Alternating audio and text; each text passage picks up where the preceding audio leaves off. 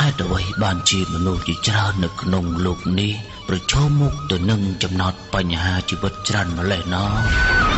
hơi ta thuaอย่างน้าđập bayเอาชีวิตเนี่ยมีนเพียบโจกใจหนึ่งมีนสิกระไดสอกเต้นเนาะ ta này thua dạng ná đầm bay ao chỉ vật nguyên phiệp rừng mỏng này hệ ranh vật thâu nó ហើយតើអ្នកក្រអ្នកមិនជុំនឹងអ្នកមានគេមានផ្នែកកំណត់ខុសគ្នាយ៉ាងដូចម្ដេចណា ដើម្បីរកដំណោះស្រាយទាំងនេះសូមតាមដានស្ដាប់កម្មវិធីជីវិតនឹងលុយដែលធ្វើការពិភាក្សានិងផ្សាយផ្ទាល់នៅរៀងរាល់ថ្ងៃសៅរ៍និងថ្ងៃអាទិត្យចាប់ពីម៉ោង 12 ដល់ម៉ោង 1 ថ្ងៃត្រង់នៅស្ថានីយ៍វិទ្យុទន្លេរាជធានីភ្នំពេញនិងស្ថានីយ៍វិទ្យុក្រុងសៀមរាប FM 102.5 MHz កម្មវិធីនេះដឹកនាំដោយលោកអមសេមរ៉ាគាំទ្រការផលិតដោយស្ថាប័នហិរញ្ញវត្ថុអន្តរជាតិអយកូក្រេឌីតវិទ្យាស្ថានអភិវឌ្ឍវិស័យមីក្រូហិរញ្ញវត្ថុកម្ពុជានិងអង្គការករណីហ្វាន់អន្តរជាតិ ជារៀងរាល់ខែលោកអ្នកនឹងមានឱកាសឈ្នះនៅរង្វាន់ពិសេសពីកម្មវិធីសូមកុំភ្លេចតាមដានស្ដាប់កម្មវិធីជីវិតនឹងលុយធ្វើឲ្យជីវិតកាន់តែប្រសើរឡើង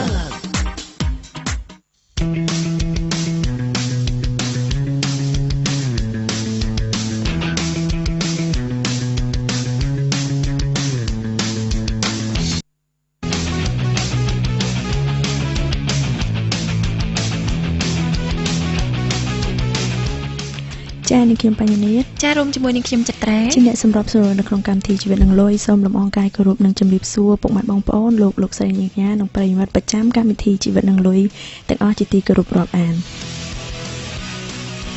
ចា៎ហើយសាជាថ្មីម្ដងទៀតនេះខ្ញុំសូមជម្រាបជូនថាកម្មវិធីជីវិតនឹងលុយគឺជាកម្មវិធីពិសេសមួយដែលមិនធ្លាប់មានពីមុនមកទេនៅក្នុងប្រជាជាតិកម្ពុជាហើយកម្មវិធីយើងនេះដំណើរការទៅគឺបានរយៈពេល2ឆ្នាំជាងហើយហើយ2ឆ្នាំ1ខែ ចាហើយកម្មវិធីនេះបង្កើតឡើងដោយលោកអមសេមរ៉ាដែលលោកគឺជាប្រធានមជ្ឈមណ្ឌលអភិវឌ្ឍនគតិយុនិងសហគ្រិនអាស៊ីចារួមទាំងមានការឧបត្ថម្ភគាំទ្រពីសំណាក់ស្ថាប័នហិរញ្ញវត្ថុអន្តរជាតិអយកូក្រេឌីតចាវិទ្យាស្ថានអភិវឌ្ឍវិស័យមីក្រូហិរញ្ញវត្ថុកម្ពុជានិងអង្គការករណីហ្វាន់អន្តរជាតិចាសម្រាប់កម្មវិធីគឺយើងនឹងធ្វើការផ្សាយជូននៅរៀងរាល់ថ្ងៃសៅរ៍និងថ្ងៃអាទិត្យចាប់ពីវេលាម៉ោង 12 ដល់ម៉ោង 1 ថ្ងៃត្រង់នៅស្ថានីយ៍វិទ្យុទន្លេនិងស្ថានីយ៍វិទ្យុក្រុងសៀមរាប FM 102.5 MHz ចា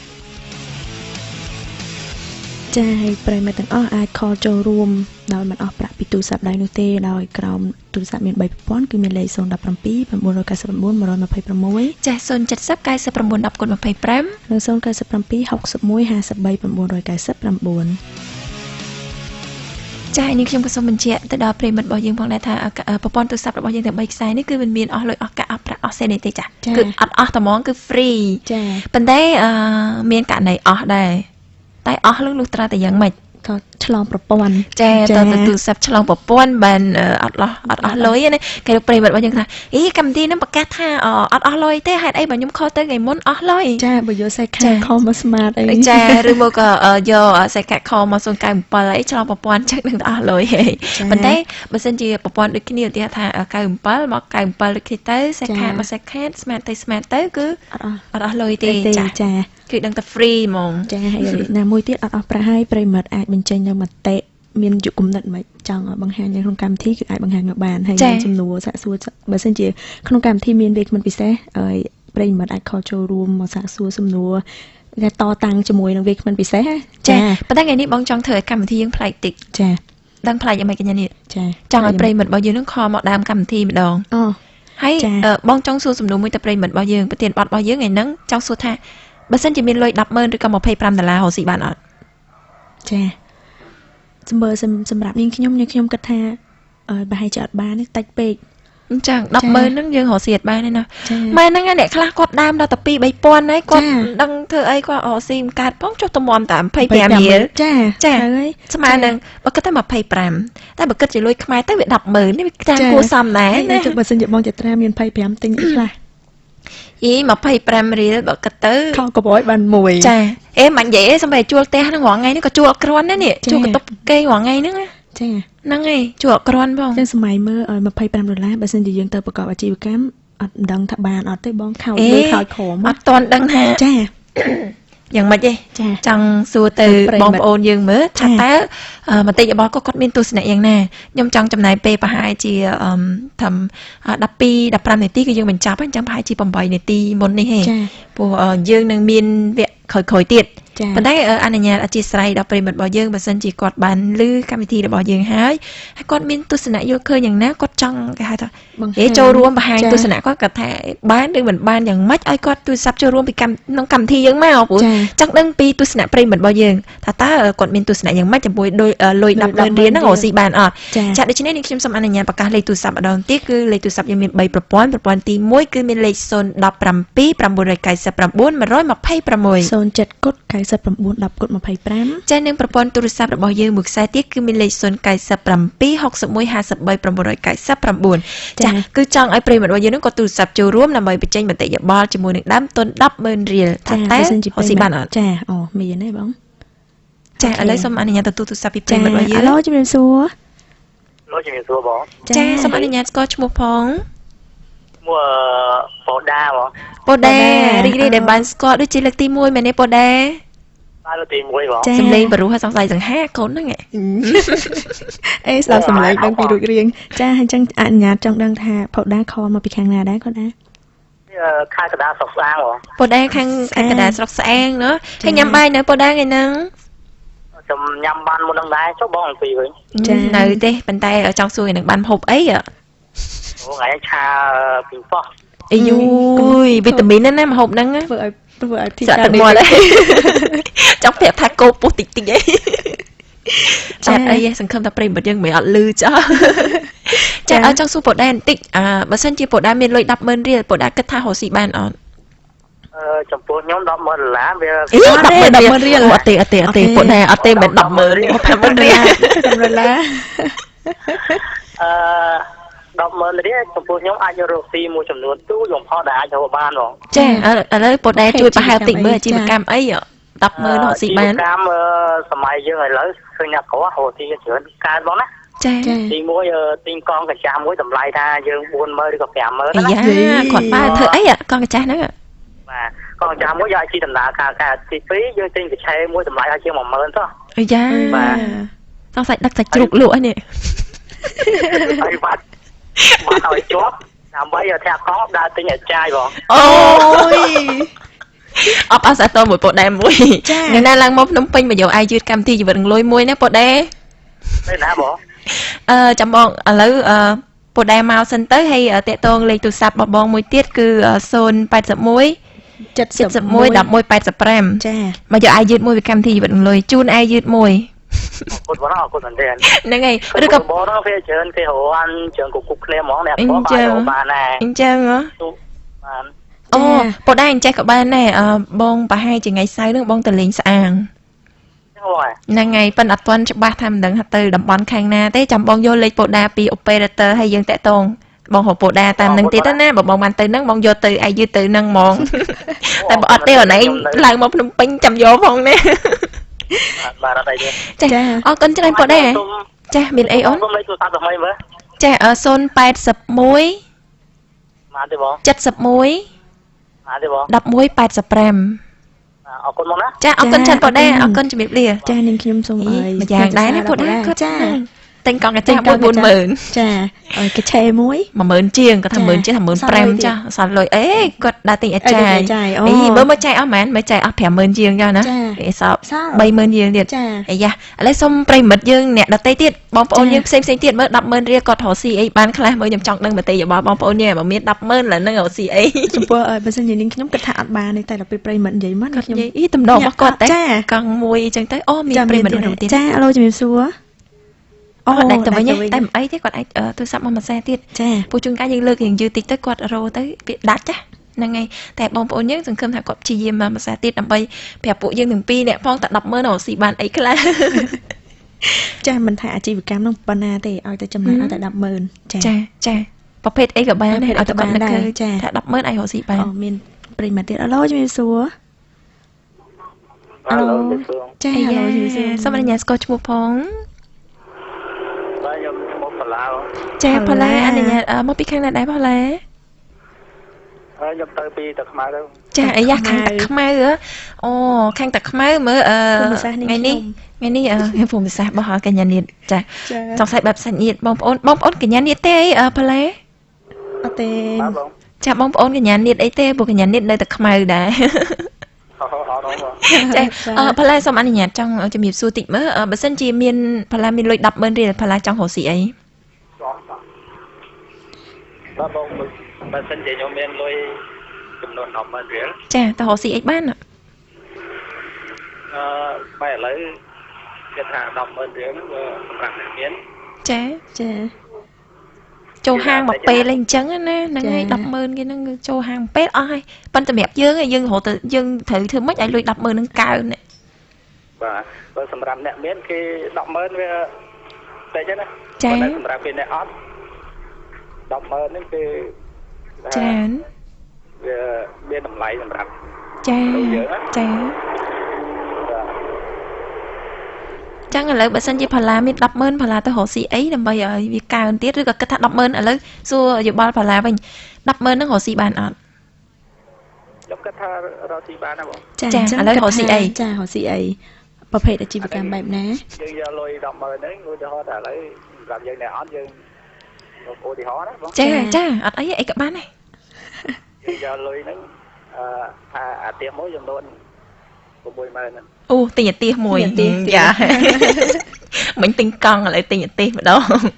ចាអាទៀសហ្នឹងទិញខ្ញុំមកធ្វើអីដែរផល្លា តែអាទៀហ្នឹងចំនួន 60000 ចា 60000 នៅសល់ 40000 ទៀត $5 ចា នៅដល់40000 ទៀតឥឡូវយើងថាទិញលៀសយកមកហាល អូយត្រូវហើយបងជួយចិត្តញ៉ាំលៀស បាទទិញលៀសចំនួន 20000 ចាអស់ 80000 នេះនៅសល់ 20000 ទៀតទេហើយទិញថា 5000 ទៀតទិញគ្រឿងប្រឡាក់ចាស់ណាស់តែអញ្ចឹងណា ចា ចាអញ្ចឹងបើសិនជាផល្លាមានលុយ 100000 រកស៊ីលក់លៀសហាលមែនទេ បាទ ចាអរគុណច្រើនផល្លាថ្ងៃណាតនេឡើងមកកម្មវិធីមកស្ថានីយរបស់កម្មវិធីជីវិតនឹងលុយទៅយកអាយុមួយចាយកទៅពាក់ឲ្យសង្ហាម្ដងមើល ចាអាចតំណែងបានតាមរយៈលេខទូរស័ព្ទ 081 71 11 85 ចាជូនអាយុផល្លាមួយណាផល្លា ចាអរគុណច្រើនជំរាបលា ចាសង្ឃឹមថាបងផល្លានឹងមានឱកាស ចាបានខលចូលរួម ជាពិសេសចង់ជំរាបប្រាប់ប្រិយមិត្តយ៉ាងដែរសប្តាហ៍ក្រោយគឺជាសប្តាហ៍ពិសេសរង្វាន់ធំតែពិតទៅខែ1ហ្នឹងគឺយើងរំលងដោយសារតែយើងរៀងមានតរៈច្រើនផងហើយចាំទៅចាំថ្ងៃឈប់ទៀតមែនទេញ៉ាំនេះពេលចឹងទៅយើងលើកទៅឥឡូវមកដល់ចុងខែ2ទៀតហើយតែយើងនឹងផ្ដល់រង្វាន់ធំនៅចុងខែ2នេះអត់រំលងទេចាចាយ៉ាងម៉េចដែរបងអូពេលមានមួយរូបទៀតឥឡូវសូមទទួលមួយរូបទៀតមុននឹងយើងទៅជួបវាគ្មិនពិសេសរបស់យើងចាអាឡូជំរាបសួរ បងពិធីករណីទាំងពីរ ចាជំរាបសួរអីថ្ងៃនេះសិតតែបាច់ខាក់បុរសអត់តន់លឺសូរសំឡេងស្ត្រីមួយរូបសោះចាអនុញ្ញាតសូមស្គាល់ឈ្មោះផង ខ្ញុំឈ្មោះវណ្ណា ចាវណ្ណាអញ្ចឹងទូរស័ព្ទមកពីខាងណាដែរ ខលពីបឹងតំពុនទៅ បឹងតំពុនចាភាសាបាយនៅវណ្ណា នៅបងទៅនៅ ចឹងហ៎ហើយថ្ងៃហ្នឹងកម្រងថាបានម្ហូបអីធ្វើម្ហូបអីសម្រាប់អាហារថ្ងៃត្រង់ ថ្ងៃនេះសសក់ចៅហើយនឹងជៀនពងទា អូយឆ្ងាញ់ណាស់សសក់ចៅចង់ស្រក់ទឹកមាត់ ញ៉ាំជាមួយខ្ញុំហ៎ ចាបានហ្នឹងហើយ ចេញពីកម្មវិធីទៅ ហើយជាពិសេសទៅរកសសក់ចៅនឹងតម្រង់រកសសក់ចៅនឹងមុនគេនឹងមកចូលចិត្តនៅរបបអាប់ចាកំពង់ចាម ខាងកំពង់ចាមទៀតសសក់ចៅរបស់កំពង់ចាមទៀតណាចាស្រក់ទឹកមាត់ហើយបណ្ណាធ្វើអីពិធីការនេះនឹងគេថាស្រក់ទឹកមាត់ទៅយកអីយកកណាត់ជូតមាត់តិចសិនមិនបានមានកដាស់ជូតមាត់ដែរចង់ជំរាបសួរទៅបណ្ណាបន្តិចឥឡូវបើសិនជាបណ្ណាមានដើមទុន 100000 រៀលគិតថាទៅរកស៊ីបានអត់បណ្ណាបានបងបានឲ្យសល់លុយទៀតណា អូយឥឡូវឈប់បណ្ណាជួយប្រហែលប្រាប់បងទេមកគួររកស៊ីអី 100000 នេះ បើនេះជាទស្សនៈរបស់ខ្ញុំណា ចា គឺយើងមាន 100000 រៀលយើងអាចរកស៊ីបានយ៉ាងងាយហើយគឺអានេះគឺទស្សនៈរបស់ខ្ញុំគឺខ្ញុំទិញចេកយកមកអាំងលក់ អូចេកអាំងចាខ្ញុំចំណាយ40000ទិញចេកបាន4សងចាអូចាបាទហើយយើងចំណាយទិញកធុនណាយ៉ាងកញ្ចាស់មួយមកហើយយើងទិញជូង5គីឡូមកកធុនកញ្ចាស់យើងទិញរៀងថ្មីតិចទៅឲ្យមានអនាម័យហ៎យើងទិញរៀងចាស់ហើយយើងដាក់កោវាដាក់កាទៀសមួយមកកាទៀសហើយតម្លៃ 10000 ទេ អូចាយើងទិញអំបិលគ្រួនឹង2គីឡូមកយើងប្រឡាក់ មើលកញ្ញានេះកត់ត្រួសមើលអស់ប្រហែល10000 ហ្នឹងគីឡូរាប់ទៅតិចលើហើយអាទៀសហើយ ចក្រានក៏បានដែរយើងទិញចក្រានហើយយើងឆ្នៃយើងជាប្រដាប់អាំង ចាយើងទិញកាទៀសអាំងមួយមកយើងទិញអំបិលហើយយើងប្រឡាក់ចេកហ្នឹង ចាចា ប្រឡាក់ចេកហ្នឹងជាមួយអំបិលហ្នឹងដាក់ស្ករអាំឡែ30ចំណងនៅចិត្តហ្នឹងយើងអាចលក់បានហើយចាចេកកាបួនហ្នឹងយើងវាយបាន1000តែយើងដាក់5ក៏បានដែរហ្នឹងហើយចាដោតក្នុងមួយចក្របាទដោតចេកចក្រហើយចិត្តញ៉ាំចេកយើងចំណេញច្រើនទៀតចាចាមានកន្លែងយើងអាចជួលនៅកែងផ្សារផ្ទះណាមួយយើងអាចបងថ្ងៃគេសិនយើងអត់ទាន់បងជាខែទេយើងឲ្យគេ2000ឬ3000អញ្ចឹងណាចា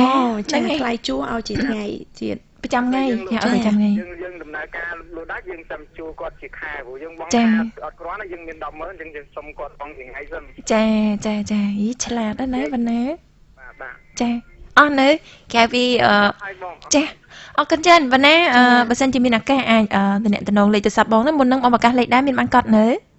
បានកត់ដែរហ្នឹងហើយទៅយកឲ្យយឺតកម្មវិធីជីវិតរំលួយមួយពាក់មួយឲ្យសង្ហាមួយណាលក់ចេកអត់អីទេបងឧបត្ថម្ភហ្នឹងហើយខ្ញុំសុំបដាំទៅអ្នកដែលមានលុយតិចសុំកុំខំឲ្យយើងអាចធ្វើអាជីវកម្មបានសុំតែលក់លីហាក៏បានដែរដូចចាដូចចាគាត់មុនវិញផល្លាចាការលក់លីហាយើងអត់ចំណាយដើមទុនទេចាចំណាយតិចគេមួយថ្ងៃ2000អត់ទេមួយចាហើយលីមានតកែលីគេឲ្យយើងជិះអត់សនហើយហ្នឹងបងធ្លាប់លឺអញ្ចឹងដែរចាអរគុណច្រើនចាពិសេសណាស់អរគុណច្រើនណាស់វណ្ណាសង្ឃឹមឱកាសក្រោយជួបគ្នាទៀតចាឲ្យចំពោះនេះខ្ញុំតែងតែខ្លាចតែប្រិមិត្តមានគំនិតបែបនេះបងចត្រាចង់និយាយថាមានលុយ100000ហើយប៉ុន្តែអត់ហ៊ានហ្នឹងហើយតែពិតបងខ្លាចជឿអញ្ចឹងណាស្រាប់តែគាត់ឆ្លើយមកអើយ100000រកស៊ីអត់បានអូយហើយចង់និយាយថាអូចុះបើសិនជារកទៅបានអត់អីចុះបើខានទាំង100000ទៀត100000ចំពោះដូចបងបានបញ្ជាក់ចឹង100000ចំពោះអ្នកចាគឺមានតម្លៃណាត្រូវហើយពួកអីអ្នកខ្លះទៅគាត់បើសិនជាគាត់នៅតាមបណ្ដាខេត្តគាត់ទៅនៅជាមួយគេលាងចានលាងអីឲ្យគេលក់ចំណីចំណុកនៅផ្សារឬអីពេលខ្លះគាត់បានដូចជាតែ6 70000ឬក៏80000ទេមួយខែតែគាត់ទៅខំអង្គុយលាងចានឲ្យគេអញ្ចឹងណាអញ្ចឹងគាត់ថាលុយប៉ុណ្ណឹងគឺច្រើនសម្រាប់គាត់អញ្ចឹងហើយណាមួយយើងគិតទៅនៅផាត់គាត់ចំណាយប្រចាំថ្ងៃទៀតគឺសឹងតែអត់គ្រាន់ទៀតចាចាឃើញថាបានលឺចម្លើយមួយចំនួនពីបងប្អូនប្រិមិត្តរបស់យើងហើយអ្នកខ្លះទៅបងប្អូនខ្លះអូនមុនគេចានៅខាងស្អាងគាត់ថាឡើងនេះហ្មងណាគាត់ថាទិញកង់មួយដល់មកលឺកឆេបងមិនមកលឺកង់ហើយចង់ឆ្ងល់ចុះគេទិញកង់ខ្ញុំទៅអីកឆេនេះខ្ញុំគិតដល់អាចលក់នំប៉័ងឬមួយទៀតបន្លែបន្លែពួកអីសំបីតែនៅភ្នំពេញនេះបច្ចុប្បន្នគឺបងនៅឃើញដែរមានម៉ូតូមួយចឹងទៅគេធ្វើអាទេសហើយគេមានបន្លែមានសាច់ជ្រូកមានអីហើយចល័តរហូតគេធ្វើរបៀបផ្សារតូចចល័តចឹងគាត់ជីករហូតចឹងណាឃើញណាគេត្រូវការគេខ្ជិលទៅផ្សារអីគេឃើញជីកាត់ផ្ទះអីគេហៅទិញទៅចាក៏ប៉ុន្តែអាជីវកម្មបែបហ្នឹងមានម៉ូតូមានកឆេហ្នឹងនាងខ្ញុំធ្លាប់ទៅលេងស្រុកដូចឃើញមាននៅឡើយចាបើតាមបងប្អូនយើងគាត់នៅតាមជនបទវិញគាត់នៅមានបែបហ្នឹងឯងគាត់និយាយថាកង់មួយកឆេមួយអីចឹងទៅបញ្យួរសាច់ជ្រូកអីនេះណោងបន្លែដាក់ក្នុងកឆេហ្នឹងអីចឹងគាត់ជីទៅមកសន្ទុះទៅលក់នៅក្នុងភូមិហ្នឹងគឺនេះហើយគាត់អាចនេះបានហើយបងប្អូនយើងនៅតាមសហគមន៍គាត់ចេះទៀតគាត់កម្រឡើងមកផ្សារធំយូរចឹងទៅមួយខែពីរខែចឹងគាត់ត្រូវការទិញអំបិលស្ករប៊ីចេងអីលក្ខណៈគាត់មកអីប្រហុកឬក៏គ្រឿងក្រៅដែលគាត់ទុកប្រើយូរចឹងទៅបានគាត់ឡើងមកផ្សារធំម្ដងដូចជាបន្លែឬក៏ចំណីអាហារប្រចាំថ្ងៃគាត់អាចទិញតាមរយៈគេជិះលក់តាមភូមិចឹងឬក៏អ្នកខ្លះទៀតគាត់ដោយសារតែចំណូលរបស់គាត់អត់ទេចង់និយាយចំណូលរបស់គាត់គឺមានកម្រិតគាត់ហៅបានតិចអ្នកខ្លះទៅចំណូលគាត់អាច2000រៀលក្នុងមួយថ្ងៃឬក៏អីចឹងគឺតិចមែនទែនអញ្ចឹងគាត់វិធីសាស្ត្រគាត់គឺគាត់ដើរដាក់ម៉ងឬក៏រឹសចងរឹសខ្ចៅអីនៅតាមស្រុកស្រែម្ការយើងហ្នឹងហើយប្រមូលផ្សាយផ្សំបន្លែបកាផ្សេងជុំវិញផ្ទះគាត់ហ្នឹងគឺគាត់អាចរួចម្ហូបបានមួយពេលហើយឬក៏បងប្អូនអ្នកខ្លះគឺអាណិតមែនទែនគាត់ដូចទៅពេលគាត់អត់ខ្លាំងគាត់រកអីអត់បានណាគឺតាមីមកកញ្ចប់ចឹងគាត់សោះគាត់ដាំបាយទៅគាត់ចែកគ្នាញ៉ាំនេះខ្ញុំនេះខ្ញុំមើលរឿងមីមួយនេះខ្ញុំចង់ចែករំលែកខ្ញុំមើលតាមប្រព័ន្ធ Facebook YouTube ចាប្រព័ន្ធអ៊ីនធឺណិតចាគឺមីហ្នឹងគឺអត់រំលាយរហូតដល់32ម៉ោងវានៅក្នុងពោះយើងវាធ្វើឲ្យក្តៅហើយវាអាចមានបញ្ហាដល់លាកញ៉ាំយើងដែរសង្កល់តែពេលដែលយើងញ៉ាំអញ្ចឹងទៅគឺយើងមានអារម្មណ៍ថាដូចជាស្រេចទឹកយើងញ៉ាំទឹកច្រើនខុសពីធម្មតាចាធៀបពិតគឺសរសៃមីហ្នឹងគឺក្ររំលាយនៅក្នុងពោះយើងយូរធ្វើឲ្យក្តៅហើយវាអាចដល់ថាលាកពវៀនឬក៏មានបញ្ហាពវៀនទៀតចាអញ្ចឹងការញ៉ាំមីមិនមែនជាវាថាអាចជៀសវាងបានយើងកុំញ៉ាំឬក៏មួយខែញ៉ាំម្ដងឬក៏ពីរដងអីទៅឬមួយក៏យើងចង់និយាយថាបើសិនជាយើងអត់មានលទ្ធភាពអញ្ចឹងយើងអាចរកមធ្យោបាយអាហារធម្មជាតិអីផ្សេងអញ្ចឹងទៅអ្នកខ្លះទៅ កាត់អណូងមួយអីមួយពងទាមកគ្រាប់អីក៏គាត់អាចញ៉ាំបានដែរសំខាន់វាបន្លែប្លុកអញ្ចឹងវាអាចជួយវីតាមីនមានបានល្អទៀតចាដូចស្លឹកងាវស្លឹកបាសអីចឹងតែជ្រូកយើងទិញមកខាំអីចឹងយើងច្រាមអីចឹងទៅយើងបេះបន្លែស្លឹកបាសអីជុំវិញផ្ទះចឹងទៅបានពួកដូចស្លឹកបាសអីចឹងស្រួលទេវាដុះវានេះទេគ្រាន់តែយើងអត់ចាំបាច់ត្រូវចំណាយពេលខ្លះអត់ចាំបាច់សឹងតែទៅថែវាផងចានៅតាមសុខសាគឺវាដុះល្អមែនតើហ្នឹងហើយចាឥឡូវនេះយើងជជែកច្រើនហើយប្រហែលជាបងប្អូនយើងគាត់មានចម្ងល់ឆ្ងល់មែនតើថាហេតុអីបានវិធីការនេះទាំងពីរថ្ងៃហ្នឹងជជែកយើងថាដើមទុន 100000 សួរថាតើធ្វើអីបានខ្លះអញ្ចឹងយើងបានស្ដាប់ពីទស្សនៈបងប្អូនយើងហើយតែពិតគាត់មានទស្សនៈវិជ្ជមានច្រើនចាតែតោះមួយទឹកប្រាក់ប៉ុណ្ណឹងគឺគាត់អាចទៅរកស៊ីបានគឺមានអារម្មណ៍ថារំភើបស្ដាប់ហើយណាសប្បាយចិត្តខ្លាំងណាស់ដែលបងប្អូនយើងគាត់មានគំនិតបែបនេះប៉ុន្តែមួយទៀតណាយើងអាចយកលុយហ្នឹងទៅធ្វើបានទៅរកស៊ីមកបែបទៀតឬក៏យើងអាចប្រើអា 100000 ហ្នឹងទៅបង្កើតអាជីវកម្មមួយដែលអាចធ្វើឲ្យយូរទៅធំទៅបានទៀតថាបងប្អូនជាងជឿអត់កញ្ញានេះជឿអត់ចានាងខ្ញុំសូមអត់ទាន់ជឿសិនសូមអត់ទាន់ជឿទេឥឡូវបងមានផុសតាំងបច្ចៈអញ្ចឹងបងបានទៅសម្ភាសជាមួយនឹងវាគ្មិនយើងខាងក្រៅមួយរូបដែលជាម្ចាស់អាជីវកម្មមួយទ្រង់ទ្រាយគួរសមដែរណាអញ្ចឹងចង់ឲ្យបងប្អូនយើងគាត់បានស្ដាប់នៅបទសម្ភាសតែបទសម្ភាសយើងរៀងយូរបន្តិចប្រហែលជា20នាទីជាងអញ្ចឹងយើងអាចសម្រាប់ទៅស្ដាប់បទសម្ភាសខាងក្រៅទាំងអស់នេះហើយចង់ឲ្យប្រិមិត្តរបស់យើងតាមដានទាំងអស់គ្នាថាតើ 100000 រៀលនេះផ្ដល់អ្វីខ្លះដល់ពួកគាត់ដល់គាត់ណាហើយអាចបច្ចុប្បន្ននេះតើគាត់ជោគជ័យយ៉ាងណាជាមួយនឹងលុយ 100000 រៀលរបស់គាត់ដូច្នេះហើយបំរើអារម្មណ៍ប្រិមិត្តទាំងអស់ទៅស្ដាប់បទសម្ភាសខាងក្រៅទាំងអស់គ្នាចាជំរាបសួរប្រិយមិត្តទាំងអស់គ្នាថ្ងៃនេះពីកម្មវិធីជីវិតនឹងលុយយើងមានកិត្តិយសណាស់ដោយសារតែយើងបានមកដល់ទីតាំងកន្លែងលក់បញ្ឆៅមួយដែលល្បីថាឆ្ងាញ់ដូច្នេះថ្ងៃនេះកម្មវិធីគឺបានចុះមកសម្ភាសផ្ទាល់ជាមួយនឹងតកែហាងផ្ទាល់តែម្ដងដូច្នេះសូមអង្វែអារម្មណ៍ប្រិយមិត្តរបស់យើងមកជួបជាមួយនឹងតកែហាងទាំងអស់គ្នាជំរាបសួរអ្នកមីងជំរាបសួរចាអធិស្ឋានអ្នកមីងអាចជួយណែនាំឈ្មោះទៅដល់ប្រិយមិត្តរបស់យើងគាត់បានដឹងឈ្មោះក៏ដូចជាទីតាំងហាងលក់បញ្ឆៅរបស់អ្នកមីងផងចាខ្ញុំឈ្មោះសុយឡាលក់បញ្ឆៅនៅទូកងផ្ទះនៅចិត្តពុនណាទូកងប៉ុន្តែផ្ទះខ្ញុំអត់មានដាក់ផ្លាយខ្ញុំដាក់ផ្ទះលេខ 27A ចាផ្ទះលេខ 27A ចិត្តពុនដាទូកងចាផ្លូវអីគេដែរផ្លូវ287ចាផ្លូវ287ចង់ជំរាបសួរអ្នកមីងផងដែរថាតើអ្នកមីងបង្កើតអាជីវកម្មលក់បញ្ឆៅនេះរយៈពេលប្រហែលឆ្នាំហើយលក់បាន5ឆ្នាំក៏ទៅវា5ឆ្នាំ6ខែ7ខែចិត្ត6ឆ្នាំចា76ឆ្នាំនេះ6ឆ្នាំចាហេតុអីបានជាដំបូងឡើយអ្នកមីងបង្កើតអាជីវកម្មឬក៏ធ្វើជាតកែលក់បញ្ឆៅនេះមុននឹងឆ្លងកាត់គេហៅថាមកធ្វើអាជីវកម្មលក់បញ្ឆៅតើអ្នកមីងធ្លាប់ប្រកបមុខរបររកស៊ីពីមុនខ្លះដែរទេមានធ្លាប់កាកូននៅតូចលក់ដែរដូចថាលក់គ្រឿងឡានធ្លាប់លក់គ្រឿងឡានតែគ្រឿងតុបតែងឡានគ្រឿងតុបតែងឡានចាប៉ុន្តែគាត់ថាយើងកូនតូចពេកយើងលក់អត់បានហូបពេកយើងជួកន្លែងគេថ្លៃហើយយើងអត់មានអ្នកដាក់ហើយលក់បានតិចកូនខ្ចីទៅឈប់ឈប់ទៅអត់មានអ្នកលក់ជួយលក់ដូចថាគ្រួសារខ្ញុំគាត់ធ្វើការរត់ណាដល់អញ្ចឹងគាត់មានពេលមកជួយយើងឯងអញ្ចឹងយើងពិបាកពេកយើងឈប់ទៅដល់ពេលក្រោយមកចេះតែដឹងហៅដូចថារកស៊ីអីប្តីក៏ធ្វើការអត់មានលុយអត់មានអីចឹងចេះតែបាក់ចិត្តតិចហ្នឹងហើយចេះតែបាក់ចិត្តឲ្យកូននៅតូចធ្វើយើងរកអីក៏អត់កើតដែរកូននៅទូចពេកចាដល់ពេលបានកូនរៀងធំតិចទៅបានប្អូនថ្លៃហ្នឹងគាត់ថានៅម្ដុំដូចថានៅម្ដុំយើងតួកកហ្នឹងវាអត់មានអ្នកលក់បញ្ឆៅ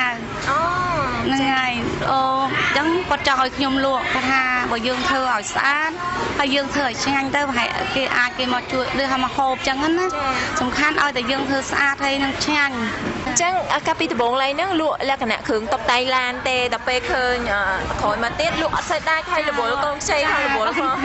អញ្ចឹងក៏បានបង្វែរមកជាលក់បញ្ឆៅចាលក់បញ្ឆៅវិញចាហើយលក់បញ្ឆៅហ្នឹងគឺដោយសារតែឃើញនៅតំបន់ហ្នឹងអត់ទាន់មានអ្នកណាលក់នៅឡើយទេចាអ្នកមីងបកកែធ្វើម្ហូបអត់ទេអត់សូវចេះធ្វើដែរអញ្ចឹងបានរូបមន្តបានរបៀបកាន់ម្សៅក៏ដូចជាធ្វើទឹកជ្រលក់ហ្នឹងមកពីខាងណាយើងធ្វើម្សៅយើងកិនម្សៅដូចយើងដាក់គ្រឿងហ្នឹងគឺបានបងអូនថ្លៃហើយទឹកត្រីហ្នឹងបានបងអូនថ្លៃជួយធ្វើដូចថាព្រលឹមឡើងខ្ញុំទៅសារតែថ្ងៃវ៉ាន់អញ្ចឹងទៅហើយគាត់នៅផ្ទះគាត់ជួយធ្វើទឹកត្រីឲ្យដល់ពេលប៉ុន្តែការយើងធ្វើហ្នឹងយើងសឹកតែព្រាវទាំងអស់ហ្នឹងហើយតែព្រាវឯងយើងអត់មានចេះពីអ្នកណាមកឯងសឹកតែដូចថាយើងធ្លាប់ធ្វើញ៉ាំនៅផ្ទះណាមកពេញចិត្តចាហើយដល់ពេលយើងធ្វើអញ្ចឹងទៅយើងលក់ទៅហើយយើងសួរភ្ញៀវទៅសួរគាត់ថាបងមិនដែរមួយថ្ងៃហូបទៅស្ទើរអីចាហើយគាត់ប្រាប់ទៅថា ញ៉ាំទៅដូចស្ទើរជូរអញ្ចឹងស្អែកយើងតម្លើងមកជូរបន្តិចទៅចាដល់ពេលយើងសួរភ្ញៀវទៀតថាបងឯងហូបទៅស្ទើរអីដូចជាស្ទើរស្ករអញ្ចឹងយើងតម្លើងស្ករតិចទៅដល់ពេលបានជាយើងចេះធ្វើតាមភ្ញៀវថាស្ទើរអីយើងថែមនឹងចាដល់ពេលយូរទៅដល់ពេលបានរយៈពេលប្រហែលជាកន្លះខែមួយខែដែរបានភ្ញៀវគាត់ថាញ៉ាំទៅឆ្ងាញ់ហ្នឹងទៅមកទេថារសជាតិអីល្មមអត់មានស្ទើរអីទេអញ្ចឹងយើងតម្រូវយកត្រឹមហ្នឹងហ្មងទេថាកំណត់ឲ្យយើងគ្រឿងយើងអត់មានចិត្តដាក់ស្មានទេយើងសើថ្លឹងចាចាំមានន័យថាយើងថ្លឹងអញ្ចឹងរសជាតិយើងគឺស្មើចាតែយើងថ្លឹងអញ្ចឹងរង្វាស់ដដែលចាតាមភ្លក់ជួនកាលអាចថ្ងៃណាយើងនិយាយស្រួលខ្លួនទៅគាត់ដឹងរសជាតិចាអូននិយាយត្រូវហ្នឹងហើយដូចថាយើងអត់ស្រួលខ្លួនយើងភ្លក់អត់ដឹងរសជាតិឆ្ងាញ់ទេអញ្ចឹងអាចស្ទើរអីមួយតែដល់ពេលយើងថ្លឹងចំនួនយើងដឹងទឹកយើងប្រមាណហើយស្ករអំបិលអីយើងដឹងចំនួនអញ្ចឹងសឹងថាយើងធ្វើរាល់ថ្ងៃយើងអត់ភ្លក់ហងយើងធ្វើអត់ភ្លក់ទេដល់ពេលយើងធ្វើដឹងចំនួនវាអញ្ចឹងយើងធ្វើមិនភ្លក់ទេអូពិតជាចាប់អារម្មណ៍មែនទេចុះអ្នកមីងពេលដែលបង្កើតអាជីវកម្មនឹងដំបូងតែអ្នកមីងបង្កើតប្រហែលតុកដែរលក្ខណៈទ្រង់ទ្រាយដំបូងលក់2តុកអូ2តុកទេចា2តុកហើយខ្ញុំអត់មានលុយទេនឹងនិយាយត្រង់អង្គការពិតអត់មានលុយមែនលក់មុនដំបូងសូម្បីតែធ្វើដំបូងហ្នឹងក៏យើងអត់លុយដែរខ្ចីលុយម៉ាក់ផងខ្ចីលុយម៉ាក់ក្មេកផងអត់មានលុយសុទ្ធហ្មងក្នុងខ្លួនណាហើយតែមានចិត្តមួយចង់រកស៊ីចាយើងចង់រកស៊ីតែយើងអត់ដឹងថាយើងទីមួយយើងអត់លុយហើយយើងមិនដឹងថាយើងទៅរកអីព្រោះយើងអត់មានលុយរកស៊ីផងដល់អញ្ចឹងទៅបានគិតលក់បញ្ឆៅហ្នឹងទៅដើមវាតិចចាអញ្ចឹងបានអ្នកដែលអត់លុយយើងមិនមែនទៅថាឲ្យតែយើងអត់លុយយើងអត់ធ្វើហ្នឹងហើយយើងថារកឲ្យកើតមកយើងអត់លុយមែនទេយើងលក់ដំបូងយើងលក់តែបន្តិចដើមយើងមានតែប្រហែលម៉ឺនក៏យើងអាចធ្វើបានដែរដូចខ្ញុំលក់មុនដំបូងខ្ញុំលក់មានតែតុក2ឯងចាតុក2ហើយខ្ញុំចាក់ចង្រាន4មុនដំបូងចាក់ប្រហែលមុនដំបូងទៅប្រហែលគីឡូដែរប្រើមុនដំបូងលក់មុនដំបូង2គីឡូក2គីឡូឯងចាហើយក្រោយពីហ្នឹងទៅបានចាប់ដើមបង្កើនទៅដល់ពេល2គីឡូអញ្ចឹងទៅយើងលក់ទៅចេះតែដាច់ទៅថែមលើតិចថែមដែរចេះតែថែមរហូតទៅហើយភ្ញៀវចេះតែច្រើនទៅអញ្ចឹងណាប៉ុន្តែយើងលក់មុនដំបូងអញ្ចឹងបានម៉ែក្មេកជួយបងអូនថ្លៃជួយឲ្យកូនវាអត់តាន់ទៅរៀនអញ្ចឹងវាជួយធ្វើទៅប្រហែលជា2 3 4នាក់ដែរមែនទេអ្នកមីចាបានម៉ែក្មេកហើយបងអូនថ្លៃហើយខ្ញុំហើយកូនស្រី2នាក់ហ្នឹងវាជួយលាងបន្លែលាងអីមុនវាទៅរៀនវាជួយធ្វើដល់ពេលកូនចូលរៀនទៅបានលក់ប្រហែលជា2 3ខែដែរបានកូនចូលពេលហ្នឹងវាវ៉ាកងផងពេលយើងលក់ខែ7ខែ8ហ្នឹងកូនមកកងហ្នឹងចេញលក់មុនដំបូងទៅពេលចូលកងវិញដល់ពេលចូលកងបាត់កម្លាំងចាខ្វះអត់មានអ្នកជួយហើយទៅបានយើងចាប់ដើមរកក្មេងមកនៅម្ដងម្នាក់ដល់ម្នាក់ធ្វើអត់តាន់ទៅបានរក2 3នាក់ចេះបន្តគ្នាទៅប៉ុន្តែកាពេលដែរអ្នកមីបើអាជីវកម្មដំបូងនេះចំណាយដើមទុនប្រហែលជាប្រហែលដែរមានចាំទេដូចជាមិនអស់ប្រហែលម៉ឺនដែរទេព្រោះអីយើងទៅផ្សារទិញការនោះយើងលក់តិចចឹងអស់តែចាបន្លែហ្នឹងអស់ប្រហែលជា4 5ម៉ឺនទេហើយអង្គ2គីឡូលក់មុនដំបូងដល់ពេលលក់យូរទៅយើងចេះកើន2គីឡូឡើង3ឡើង4ចេះឡើងរហូតដល់$50ទេអ្នកមីលក់មួយថ្ងៃដើមហើយការដែលយើងលក់មុនដំបូងហើយដូចជាអត់ដល់ទេអត់ដល់$50ចាអត់ដល់ទេអត់ដល់50ទេលក់មុនដំបូងអត់ដល់$50ព្រោះអីយើងទៅទិញបន្លែអស់ប្រហែលជាតែនោះយើងទិញអស់សាច់ជ្រូកប្រហែលជា3គីឡូអីមកលក់មុនដំបូងចាសាច់ជ្រូកចាសណ្ដែកបដោះ5គីឡូហើយបន្លែហ្នឹងបើយើងគិតជាលុយប្រហែលជាអស់ថាវាយមិនដល់10ម៉ឺនហ្នឹងយើងលក់មុនដំបូងណាចាចុះឥឡូវនេះចំណាយក្នុងមួយថ្ងៃចូលប្រហែលវិញអីចឹងចំណាយដែលយើងទិញចាអូឥឡូវចំណាយដែលយើងទិញក្នុងមួយថ្ងៃចូលជាង1លានអាចជិត$300ព្រោះ1លានថា250ចុះជាង1លានអាចចូលថា$300ប៉ុន្តែបានពីហាងធំចាបានហាងជាងមុនបានធំជាងមុនកាលមុនយើងលក់តែតុក2រហូតឥឡូវយើងឡើងតុកដល់23ហើយ23តុកចាហើយចុះជាទូទៅចាប់លក់ពីម៉ោងប្រហែលដល់ម៉ោងប្រហែលដែរអ្នកមីងលក់ពីម៉ោង11ដល់ម៉ោង8យប់11ដល់ម៉ោង8យប់ហើយចន្លោះម៉ោងទាំងអស់ហ្នឹងតើម៉ោងណាលក់ដាច់ជាងគេលក់ម៉ោងដាច់ជាងគេពេលថ្ងៃម៉ោង đập pi từ màu mùi cả lá đứng nhiều nè thưa ca nó còn màu hộp cha còn ăn hộp bài cha còn màu hộp đôi chuyện bánh cha bánh sống bánh hoi bò mon miên cuông miên sình nhỏ miên bò thái miên bò bánh canh bò lột chứ chưa cáp nhiều là còn ăn hộp bài còn màu hộp bánh đang chuyển hộp bài cha bánh tay ở nhiều phía trên máu sao thật ngay nhỉ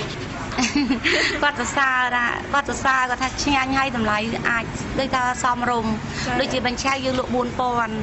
bò món lưng lụa mà chan buồn pòn tay bò món này nhung nhưng mà phở món cho mình chứ phở món khoai cha phở món xè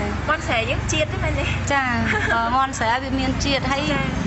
vì hộp tới sạch bị ọt hôi phôi á ọt địch món cho mình cách tha đầm lái từ tua cho bán của bờ sân chỉ priệp thiệp nơi cái nông ti công nông pây nhé cái lại này nhâm tây nhám cái lại khác thèm mỗi cái lại khác là có mỗi con này bên đây ngày ní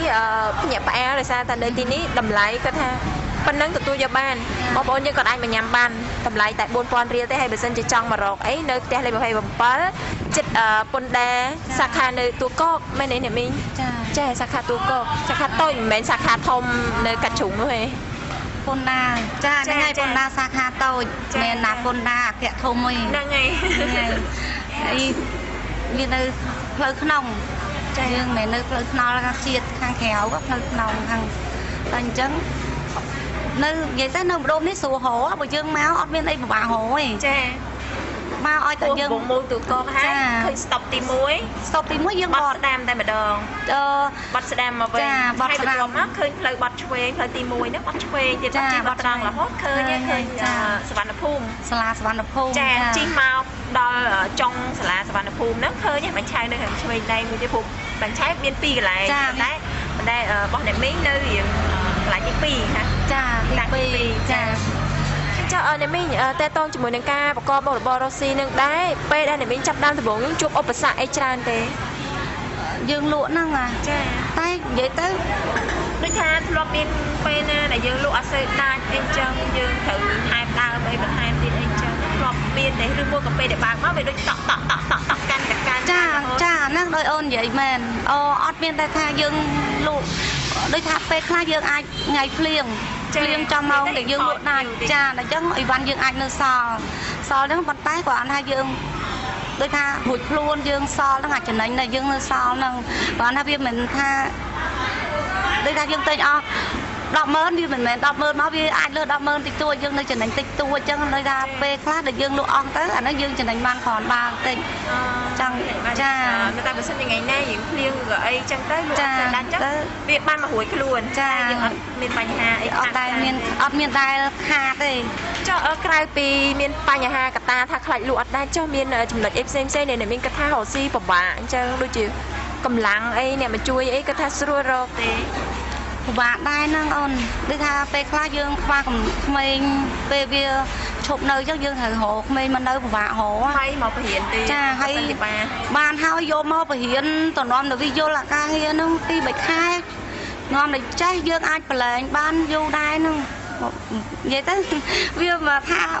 vẫn srua lấy việc cao làm bạc là đài cho tệ tôi chỉ muốn đến Pành Hà đam tôn cái tha vào bạc đây tề cô ấy nẹt thì chớn ai tập pe con về hồ sĩ con ở vậy con bảo cái ăn lôi hồ sĩ và tao mới tiếp con cái tha trẻ lại lụa ăn đây nên cái chip Pành Hà để ở thị trấn nẹt để con hồ sĩ chắc họ khang chân cha bắt tay bờ dương tha như cùng cái tha dương hồ sĩ mình mẹ tha coi tại trình đánh hoàng ngay ấy coi trình đánh hoàng ngay ném nét nó vô lôi tên này cho nên mẹ cha hay bờ dương luộc sầm khăn ao tại dương đây cái lại nhôm cha là luộc bên cha từ một là hồ ấy tì mũi đi dương thơ ấy ao đi xa hay nè là mai dân tư hay bỏ hô của vi nhanh dân tứ giống nhiều này con mà hô cái con xa nhanh dân tới con từ phải bom ôn con cha con từ phải bom ôn con nè lao từ phải mật phẹ nhưng mật phẹ con mà hô nhôm đăng tam con phẹ nhưng ta vậy ơi hô tô vậy nữa hô lại ngày luôn làm khơi nha buồn mạ phẹ chân á dương o con tư đây nè con bọc hòm mà hô dương chơi mà hô chứ ơi o con này để con hòm nè khát chi con tha hô lang trong mà mau nó mà hô khơi cho khéo pi cần lưới nơi cái non ca thơ mà sao chăng tật thời ngang đầm lấy xong rum ta để mình có thể sẽ vào cam để tin điอย่างmình đa hay nhiều phía trên còn miền đai rồi rồi toam riêng sẽ vào cam dây đây tê miền đai ôn mình ha ở đây về khai dương lụa đạch xong cà phê khai lụa đạch nhiều chảo dương thưa to này chẳng đọc về chẳng dương hở quạt bàn đập đo lên chẳng nhiều khai quạt ạch hồng du quạt trăm ấy quạt bán hồ chả quạt lụa để thay du nó bán hồ bây giờ á còn tay chương xong tôi quạt về khai nhiều khai xong tôi nhưng khai ở đấy mà bị hải lụa đạch về chẳng này tay nhiều khai của quạt hồng quạt khai khó lắm mình ta của bạn tôi cha quạt đạch quạt hồng dương hạt dương đang chú cá nhung tôi luôn không men về khai đối đặc mê nhung với mình mà khai bị lươn tao khai bị dư rồi chẳng hạn nè dư nó việc của man đã tay nè dư nắp nhiều quạt trâu mà mồn hay anh nè lướt nhiều trâu mà khỏi đó phải anh nè lướt đi vô tao môn đó quạt hồng quạt tháng tộc nuôi trâu cha tộc nuôi trâu môn tộc nhung trâu môn hay đây của ọt bàn hốp tộc nuôi tầm trâu bàn hồ chân dương sông tôi có tham mò bị phê như này nè vì rốt tộc nó về lươn đó bị bán môn lần chân quạt hồng đai vì miền chúng nó dương quạt hạt đai về là chẳng sao đi ra vậy sông khăn ôi tập về cứ luộc đạch cứ dương thưa toàn nhiều bạn đây phù hợp ta bắt được cái thằng cầm láng nhớ rồi cha nhưng khơi được cha cô sam đấy bàn tay rốt nơi từ rốt ắt to thì chẳng mà để thật đạch cái rốt ắt to đang toàn bắt về khác mình đi mình rốt này về rốt toàn tay sầm khăn nôm một miền nôm đạo chiều chả toàn cha nhưng chả toàn nó mình đôi chiều bay vào bói dương đua đạ và tiêu ấy dương đạ nôm nó bánh chai nó là chân tục ở Việt Nam cha bánh chai nó là chân ban môi bia phở dạ phê dương dù tình đại cho sầm đạp ti tăng hàng đấy pi từ te được bao này mình tăng ớt được cái dạng mày đây te luôn anh tu dê tầm vội bài thế tay chua đây cái thèm chua đây cái thèm cha chua không đấy mà khang chỉ để khang đấy hay chua banประมาณ năm ấy này pi chua ban pi năm này chua ban pi năm hayจะให้อันนี้เข้มในมีนจำงอนมูจำนวนที่จ้องจำเรียบสู้แต่การในมีนได้สำหรับตู้สนะดอกบอลในมีนโต้การประกอบดอกบอลลูกที่สำคัญคือตะเลือใบแดงvậy tới bờ sầm khăn đây tha dương nè lụa năng thở cha rùa rìa đập nhiều hay cùng đây tha pep khác nhiều còn mặt tinh chẳng có to thay dương ở thở dương cùng tư chê kê tư đây ao kê chẳng được cấp hợp sầm đấy cha dương tới na cha dương tôi sửa cho kê dương vì ọt xóm rôm tê bờ dương lụa ọt bán dương phèo qua tháng là bông hay lại nó dương lụa bán tê dương về xuống đã qua tư qua mà đa nhiều qua tay là to thay vậy hay pe cha hay pe nó qua to thay dương ọt thở qua đa chân dương cùng ta khăng qua dương cùng tư chê con pe qua tư tinh lại kế qua đâm lại vậy chứ qua đâm thay dương lụa ọt cao qua đây ngày sai rư của khang sai con mà chui tinh dương bình chaสำคัญเอาแต่dươngเนี่ยลวกนั่งchơi vậy cha chơi vậy ai em đặt nhiều tới rồi đặt nhiều tới cứ quật chơi cho đây có ai thấy lụa trong miền mà ngái vậy đấy nhung khơi nhung đa xa nhung khơi miền nhạc la quật lụa trong pe phiêu to thay ắt thử trong cái đào trên quật chê ấy trong dương nè lụa thường trong ấp họ ghê cha bố quật to phòng đá quật to thay là không có to thay đá cha hay dương lụa ban bán dương vậy mùi quật ấy lo cha dương vậy mùi quật ấy xuống tới tháp bò hôi từ lại còn nhưng lụa ban tê nhưng bắt chân đánh tê dương vậy tới quật sập ban này tôi chỉ quật mình sập ban quật đa chân tay quật đa từ tên lại sáng cha hay quật tên từ lại smile dương đó quật thay mình lại nó một con đăng tay lớn chỗ lấy anh trên máu chơi trâu bên chẳng á chân ngày sáng tôi chui tên lại nâng bên của miền này cha chắc làสำหรับตู้สนะบอลมิงกาตำแหน่งตำนองการประพิสำได้จากการอัดเตะจนคือสำคัญนั่นเองจ้าสำคัญนะคือเรือสำได้ยืงเนี่ยลวกนั่งมองจังบองใส่คลาก็ท่าไปคลาก็ท่าโอ้ยอันไม่ก็ลวกอดได้ให้หลายเกมไม่ก็ลวกได้มองไปเกมเนี่ยลวกนั่งกี่เจ้าใหญ่หมวยเพียวกี่เจ้าไอมกี่เจ้าแระแตะเพียวให้ไปยืงเพียวสวยยืงใหญ่กับบอสจ้ารวมบ้านเลยยืงเจ้าดอผมให้ผมพอจังกอดอดเมียนจังตันไงให้เบิกยืงลวกยืงใหญ่ไอมหมวยกอดtớiยืงcáp nhiều quáก็เคยยืงใหญ่แระแตะกอดไอมเนาะกอดตันยืงให้กอดสังทำไปคลาต่อทลายยืงของดังจัดđấy mà đó xua mỏ là trong đấy môi má mẹ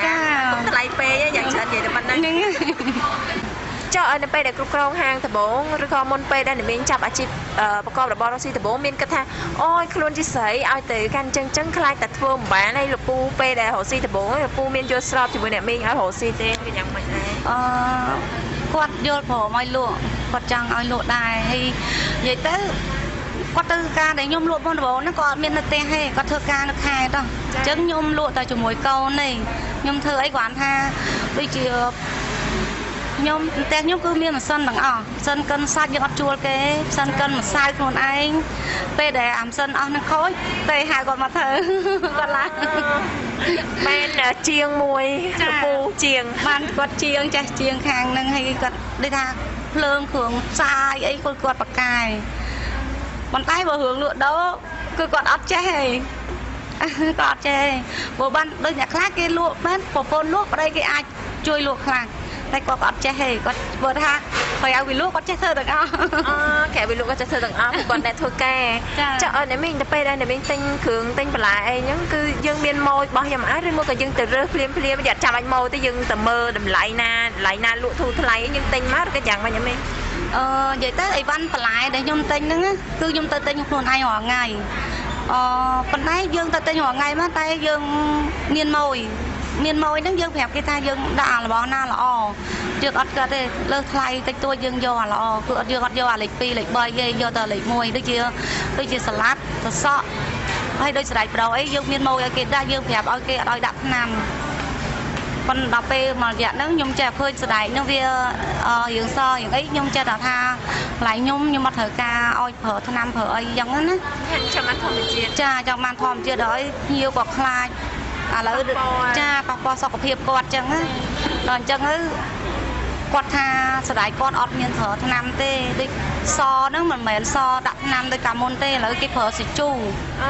ចាគេប្រើចាហើយស្ដាយហ្នឹងក៏គេឥឡូវគេមានស្ដាយមកពីចិនស្ដាយគេល្អ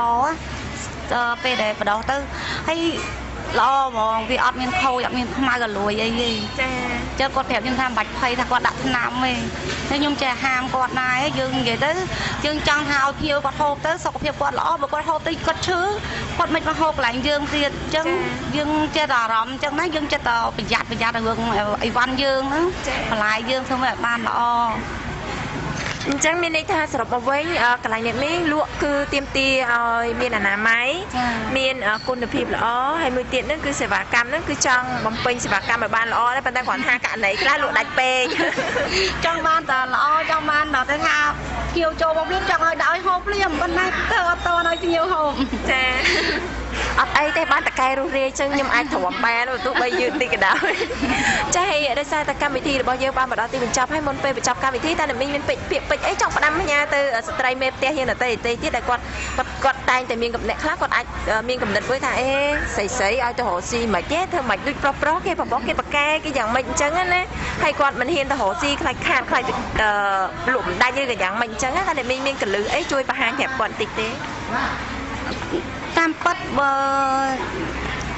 និយាយទៅស្ត្រីយើងមិនទៅភ័យខ្លាចរឿងរកស៊ីទេឲ្យតែយើងតាំងចិត្តយើងខ្លួនយើងហើយយើងកុំគិតថាអូតើតើមានលុយបានទៅរកស៊ីកើត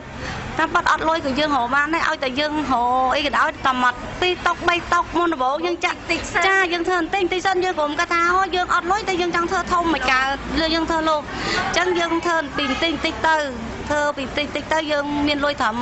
100000ក្រោយយើងលក់ចក្រាន11ក្រោយ2ក្រោយតែយើងធ្វើយូរទៅភ្ញៀវកាន់តែចាភ្ញៀវស្គាល់ទៅគាត់ឃើញថាយើងធ្វើល្អធ្វើស្អាតឆ្ងាញ់ហ្នឹងគាត់ចេះហូបយូរយើងចេះតែកើនតាមហ្នឹងហើយដូចខ្ញុំចឹងខ្ញុំអត់មានលុយទេលក់មុនដំបូងចាអញ្ចឹងខ្ញុំលក់យូរឥឡូវខ្ញុំអាចកម្មករខ្ញុំឡើងដល់20នាក់ចាហើយដូចខ្ញុំប្រាប់ចឹងថាយើងកុំអស់សង្ឃឹមដូចខ្ញុំមិនឃើញអ្នកណាអស់សង្ឃឹមដល់ខ្ញុំទេខ្ញុំមកបានចិត្តរាល់ថ្ងៃកាលខ្ញុំមកតន់លក់បាញ់ឆាវហ្នឹងខ្ញុំថាអូយខ្ញុំអត់លុយមិនដឹងទៅរកអីធ្វើអីឃើញសូមមិនតែយើងទៅរកបងប្អូនហ្នឹងទៅក៏មិនហ៊ានហាមាត់ខ្ចីលុយគេដែរប៉ុន្តែខ្ញុំលក់មុនដំបូងខ្ញុំខ្ចីលុយម៉ាក់យកមករកតែយើងខំតស៊ូសំខាន់ឲ្យតែយើងមានចិត្តខំតស៊ូខ្លួនយើងអត់សង្ឃឹមឲ្យយើងដាក់ធ្វើវាចាយើងគ្រាន់តែថាយើងត្រូវខំឬក៏នេះដែរតែអត់ប្រឹងណាចាយើងត្រូវតែខំតស៊ូខំអត់ធ្មត់ក្នុងការងារដែលយើងធ្វើហ្នឹងហើយ យើងគុំអស់សង្ឃឹមអីយើងចេះខំប្រឹងរកទៅខ្ញុំជឿជាក់ថាបានហើយថ្ងៃក្រោយចាដូចខ្ញុំផ្ទាល់យ៉ាងហ្មងខ្ញុំអត់មានលុយចាហើយពិសេសទៅទៀតនោះគឺអត់ចាំបាច់អស់លុយផ្សព្វផ្សាយព្រោះអតិថិជនមករកតែមិត្តមិត្តភ័ក្តិឬក៏ការណែនាំបន្តទៀតហើយជាពិសេសតាមដូចជាតាមដឹងលហៀងដូចជាអ្នកមីងធ្លាប់បានមានខាងស្ថានីយ៍ទូទស្សន៍ផ្សេងៗមកសម្ភាសដែរមែនទេអ្នកមីងចាមានប៉ោ CTN ប៉ោលេខ3គាត់មកសម្ភាសគាត់ឃើញដូចថាគាត់ឃើញយើងចាលក់រីចម្រើនទៅអញ្ចឹងទៅគាត់មកដូចចង់និយាយថាស្ត្រីយើងកុំឲ្យអស់សង្ឃឹមណាគាត់ចង់ដឹងគាត់ស្វែងរកស្ត្រីដែលប្រកែគាត់ថាដូចថាស្ត្រីខ្លះគាត់ដូចអូននិយាយចឹងថាអត់ដឹងរកអីអត់ដឹងធ្វើអីអត់កើតយើងកុំគិតចឹងកុំគិតថាខ្ញុំកាលខ្ញុំមុនដំបូងគាត់ចឹងដែរខ្ញុំថាខ្ញុំល្ងងស្អីក៏ខ្ញុំអត់ចេះធ្វើដែរចាប៉ុន្តែបានបងប្អូនចេះតែណែនាំចាចឹងទៅចេះតែឲ្យយើងខំប្រឹងធ្វើខ្លួនយើងនិយាយទៅយើងខំខ្លួនឯងទៅមែនតើហ្មងបានយើងអាចទៅមុខបានបើយើងខ្លួនយើងអត់ខំបងប្អូនគេជួយយើងមិនក៏ជួយអត់បានដែរតើយើងខំខ្លួនឯងចាសូមអរគុណអ្នកមីងច្រើនដែលបានផ្ដល់កិត្តិយសដល់កម្មវិធីមកសម្ភាសន៍អ្នកមីងដល់ទីតាំងហើយសង្ឃឹមឱកាសក្រោយមានខាងកម្មវិធីមានឱកាសមកសម្ភាសន៍អ្នកមីងបន្តទៀតអ្នកមីងណាចាអរគុណជម្រាបលាអរគុណ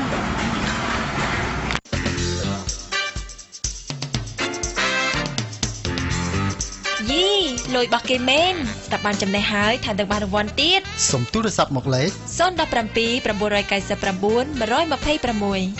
070 99 10 25 097 61 53 999នៅក្នុងកម្មវិធីជីវិតនិងលុយ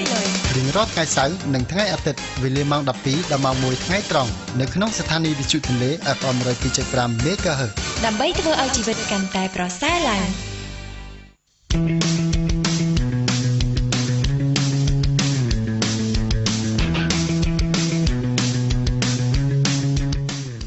ចាសូមស្វាគមន៍មកកាន់កម្មវិធីជីវិតនិងលុយសាជាថ្មីចាជាការពិតណាស់សង្ឃឹមថាបទសម្ភាសន៍អំបញ្ញមិញនេះនឹងធ្វើជានឹងខ្លាយទៅជាសារមួយដើម្បីជំរុញនិងលើកទឹកចិត្តដល់បងប្អូនយើងដទៃទៀតជាស្ដែងដោយអ្នកមីងណាហើយអ្នកមីងចំពោះសូមសរសើរគាត់ដោយស្មោះគាត់អាយុដូចជាជាង40ហើយប៉ុន្តែស្អាតមែនទែនទៅជួបគាត់ផ្ទាល់ហើយគឺគាត់ស្អាតណាហើយអ្វីដែលសំខាន់នោះគឺភាពរស់រាយរាក់ទាក់គឺគាត់គឺជាតកែមួយរូបដែលមានភាពរស់រាយរាក់ទាក់មែនទែនហើយគាត់ពេលដែលបងសម្គាល់ឃើញពេលបងទៅសម្ភាសន៍ហ្នឹងគឺភ្ញៀវញ៉ាំអញ្ចឹងគាត់ដើររាក់ទាក់មួយភ្ញៀវរហូតហើយភ្ញៀវវាកាន់ចូលចិត្តនឹងភាពរស់រាយរាក់ទាក់ស្នាមញញឹមរបស់គាត់ណាហើយចង់លើកទឹកចិត្តដល់បងប្អូនយើងថា 100000 រៀលរបស់គាត់នឹងគឺនិយាយទៅ 100000 រៀលគឺយើងអាចទៅរកស៊ីបានហើយថ្ងៃក្រោយក៏យើងអាចមានឱកាសដូចជាគាត់ចឹងរហូតដល់បច្ចុប្បន្ននេះគាត់មានគេហៅថាកូនអ្នកធ្វើការជាមួយណាហ្នឹងហើយកូនចៅនឹងឡើងជាង20នាក់ឯហ្នឹងអត់ទាន់គិតបងប្អូនសាច់ញាតិគាត់ទេគឺគិតតែអ្នកដែលធ្វើការជាមួយគាត់ក្មេងៗណាដែលជួយមានអ្នកចាក់បញ្ឆៅមានអ្នកជួយវិចខ្ចប់អីផ្សេងៗហ្នឹងគឺជាង20នាក់ហើយបច្ចុប្បន្ននេះគាត់កំពុងតែបរិយាហាងគាត់ទៀតអញ្ចឹងយើងសម័យមើលពី 100000 រៀលយើងអាចខ្លាយទៅជាតកែមួយរូបបានចាជាការពិតណាស់នាងខ្ញុំធ្លាប់តែញ៉ាំនៅនឹងដែរបងខ្ញុំអត់នឹកស្មានថាអាជីវកម្មនិយាយទៅគឺធំមែនតើហ្មងហើយតុកក៏ច្រើនឯងក៏ច្រើនដែរបងយត្រាបានបញ្ជាក់តែអញ្ចឹងគឺធំហើយខ្ញុំអត់នឹកស្មានថាផ្ដើមឡើងដោយត្រឹមតែ 100000 ហ្នឹងហើយតែប៉ិតបងអត់សម័យថា 100000 ដែរព្រោះពេលដែលបងសម្ភាសន៍គាត់ហ្នឹងបងសម័យថាប៉ាជាមិន 100000 ទេបងសម័យធំជាងហ្នឹងព្រោះគាត់ថាអីចុះហាងរៀងនេះដែរអញ្ចឹងណាព្រោះមានអារម្មណ៍ថាគឺនិយាយចំគឺធំហាងហ្នឹងធំហើយសូម្បីតែជាម្ចាស់ហាងចឹងនិយាយថាមិនមែនតែផ្ដើមឡើងដោយទូចអញ្ចឹងទេមានអារម្មណ៍ថាហើយជាគាត់ចាំមានរៀងយ៉ាងហោចហ្នឹងក៏បាន5តុកអីដែរមែនទេចាស់នេះចាស់ហើយមួយទៀតបងសម្គាល់ឃើញហ្នឹងគឺអនាម័យពេលដែលភ្ញៀវញ៉ាំអញ្ចឹងនៅខាងក្រោមតុករបស់គាត់ហ្នឹងគឺមានដាក់ធុងសម្រាមធុងព្រោះធម្មតាយើងដឹងហើយភ្ញៀវអ្នកខ្លះទៅក៏គាត់បោះចោលនៅក្នុងធុងសម្រាមតែអ្នកខ្លះទៅក៏គាត់មិនបោះដែរគាត់បោះនៅខាងក្រៅចិត្តតុកអីក្បែរតុកអញ្ចឹងប៉ុន្តែគាត់មានបុគ្គលិករបស់គាត់ហ្នឹងកាន់តាគៀបមួយដែលចាំគៀបអាកដាហ្នឹងដាក់ចូលទៅក្នុងធុងសម្រាមអញ្ចឹងមើលទៅលក្ខណៈហាងរបស់គាត់ហ្នឹងថាវាមិនអស្ចារ្យអីណាចាំនិយាយថាបើថាលក្ខណៈតុបតែងអីវាមិនដូចភោជនីយដ្ឋានអីនេះទេវាសាមញ្ញប៉ុន្តែសំខាន់បងសម្គាល់ឃើញមកគឺអនាម័យគឺគាត់ផ្ដោតសំខាន់ណាស់ជាការពិតអាចារ្យបងព្រោះញ៉ាំដូចជាញ៉ាំបញ្ឆៅអញ្ចឹងសម្រាប់យើងអ្នកអតិថិជនទៅញ៉ាំគឺគិតពីរឿងអនាម័យជាងគេព្រោះញ៉ាំរបស់ ជាមួយបន្លែ នឹងដៃនិយាយទៅបន្លែឆៅហើយមួយទៀតយើងញ៉ាំនឹងដៃទៀតចាតែមួយគឺរបស់ញ៉ាំអញ្ចឹងគឺយើងប្រយ័ត្នណាបើមិនជាក្នុងថ្ងៃដែលយើងចូលទៅម្ចាស់ហាងយកទៅដាក់ហឺណាម៉ៃយើងទុកចិត្តញ៉ាំទៅស្និទ្ធញ៉ាំកាន់ខ្វាច់អញ្ចឹងគឺថាមិនលក្ខណៈចាចង់និយាយថាមិនមែនលក្ខណៈបន្លែគ្រាន់តែទិញយកមកហើយចលក់អត់បានលាងអីស្រួលទេណាគឺមើលទៅសូម្បីតែបន្លែរបស់គាត់ដែលគាត់រៀបចំដាក់ឲ្យភ្ញៀវញ៉ាំហ្នឹងក៏លក្ខណៈគាត់លាងហ្នឹងមើលទៅយកចិត្តទុកដាក់ស្អាតជាការប៉ុណ្ណាបងអាជីវកម្មគាត់ហ្នឹងគឺមានអារម្មណ៍ថាគាត់សម្រាប់ទីតាំងគឺធ្លាប់តែញ៉ាំមុនពេលយើងទៅសម្ភាសមែនទេចាពិបាកចូលហើយនៅតែមានអតិជនច្រើនទៀតចាសូមអរគុណច្រើនជាពិសេសសូមថ្លែងអរគុណយ៉ាងជ្រាលជ្រៅដល់អ្នកមីងដែលជាម្ចាស់ហាងគេហៅថាម្ចាស់ហាង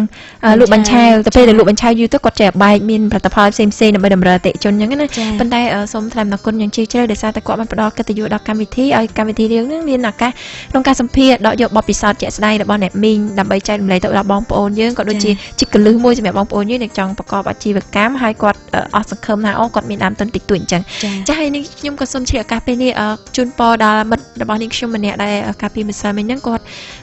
ជួបបញ្ហាគ្រោះថ្នាក់ចរាចរណ៍ចាគឺថាឡាន Range Rover ណាបុកគាត់ចាបុកឲ្យរត់បាត់ត្មងអញ្ចឹងគ្រាន់តែជាការផ្ដាំផ្ញើមួយសូមឲ្យបងប្អូនដែលគាត់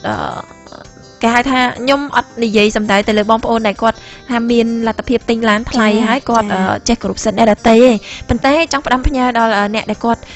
ប៉ះពាល់អ្នកដទៃហើយឬក៏យ៉ាងម៉េចអញ្ចឹងគាត់មានឡានថ្លៃតម្លៃល្អហើយជីហើយសូមឲ្យចេះទំនួលខុសត្រូវហើយមួយទៀតសូមចេះគោរពសិទ្ធិអ្នកដទៃផងសូមចេះផ្ដល់តម្លៃឲ្យមនុស្សដូចគ្នាផងព្រោះកុំមើលសម្លឹងមើលអ្នកក្រដូចជាសម្រាមណាព្រោះ